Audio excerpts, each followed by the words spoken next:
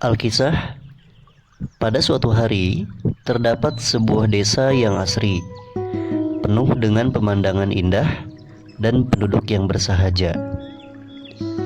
Namun, desa tersebut memiliki masalah. Bila hujan tidak lama turun, maka desa itu tak punya air. Penduduk desa sudah mengetahui, biasanya 3 bulan lagi tidak turun hujan. Untuk mengatasi masalah tersebut, para sesepuh desa itu kemudian bermusyawarah. Akhirnya disepakati untuk menawarkan kontrak bagi pengiriman air harian ke sana. 2 orang mengajukan diri untuk mengemban tugas itu. Para sesepuh desa merasa bahwa persaingan di antara mereka berdua akan tetap menjamin keberlangsungan pasokan air apabila salah satunya suatu saat nanti mengalami kendala. Selain itu, persaingan ini juga akan membuat harga pasokan air akan lebih mudah terjangkau bagi penduduk desa. Argo adalah orang pertama yang menerima kontrak itu, sedangkan orang kedua bernama Bejo. Argo dengan penuh semangat kemudian langsung pergi membeli ember baja dan mulai bolak-balik menyusuri jalan setapak menuju danau yang jaraknya kurang lebih 1,5 kilometer dari desa. Ia bekerja keras dari pagi hingga petang, kecuali hari libur. Ia mengangkut air dengan kedua embernya, lalu menuangkannya ke dalam tangki penyimpanan berukuran besar yang telah dibangun oleh penduduk desa itu. Setiap pagi, Argo selalu bangun lebih awal agar bisa memastikan ada cukup air bagi penduduk desa saat mereka memerlukannya. Argo senang melakukannya karena ia dapat menghasilkan pundi-pundi uang mengalir padanya dari kontrak eksklusif bisnis pasokan air ini. Pemegang kontrak kedua, yaitu Bejo, lama tidak terlihat. Hampir 3 bulan ia sepertinya menghilang, yang membuat Argo semakin senang karena ia jadi tak mempunyai saingan. Argo mendapatkan semua keuntungan. Rupanya selama ini Bejo membuat rencana usaha, membangun bisnis, mendapatkan 4 penanam modal, memilih seorang presiden eksekutif untuk membantu pekerjaannya. Lalu kembali 3 bulan kemudian dengan tim bangunan. Dalam waktu 1 tahun, timnya telah membangun jaringan pipa baja anti karat bervolume besar yang menghubungkan desa dengan danau. Pada awal peresmian pembukaan, Bejo mengumumkan bahwa airnya lebih bersih. Bejo tahu ada banyak keluhan tentang kotoran dalam air yang dibawa Argo.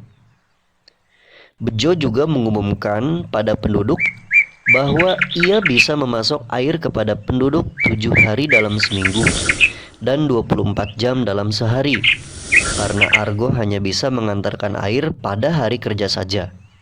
Ia tidak bekerja pada hari libur atau akhir pekan. Kemudian Bejo menambahkan, ia memberikan harga 75% lebih murah daripada Argo untuk sumber airnya yang berkualitas tinggi dan lebih bisa diandalkan. Penduduk desa menyambutnya dengan penuh sukacita dan langsung berebut keran di ujung saluran air Bejo. Argo tidak mau kalah. Agar bisa bersaing, Argo langsung membeli 2 ember lagi, menambahkan penutup pada ember-embernya agar air tidak kotor, dan menurunkan harganya sebesar 75% juga. Kemudian Argo langsung mengangkut 4 ember dalam sekali jalan. Dan untuk meningkatkan pelayanan yang lebih baik, Argo meminta kedua putranya untuk melakukan giliran kerja malam dan pada akhir pekan atau hari libur. Argo menjanjikan kepada mereka bisnis ini akan semakin pesat dan akan menjadi milik anaknya. Ketika kedua putranya lulus di sekolah tinggi, Entah mengapa mereka tak kembali. Akhirnya Argo mulai mendapatkan masalah-masalah kepegawaian. Para pegawainya menuntut kenaikan upah, penambahan tunjangan, dan ingin hanya mengangkut 1 ember baja dalam sekali jalan. Di lain pihak, Bejo menyadari bahwa sistem jaringan pipanya juga dibutuhkan oleh desa-desa lain. Ia kemudian menulis ulang rencana bisnisnya dengan sistem pasokan air berkualitas baik, berkecepatan tinggi, dan bervolume besar. Bahkan bisnisnya dibutuhkan oleh tempat-tempat lain hampir di seluruh dunia. Walau Bejo hanya mendapatkan keuntungan Rp2.500 untuk setiap embernya, tapi ia mengirimkannya setiap hari ke seluruh dunia, sehingga semua penghasilannya semakin menggunung. Bejo telah membangun sistem saluran pipa untuk memasok air ke desa-desa dan mendapatkan penghasilan untuk dirinya. Bejo pun selalu berdharma kepada sesama, yang membuatnya semakin dermawan, menjadi jutawan, dan bahagia selamanya. Sedangkan Argo bekerja keras selamanya dan selalu punya masalah keuangan.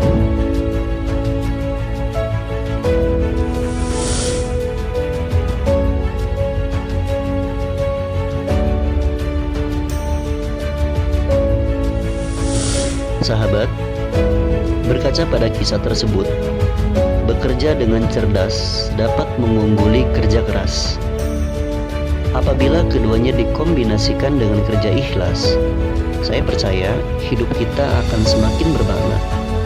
Jadi, apakah saat ini kita membangun saluran pipa atau mengangkuti ember?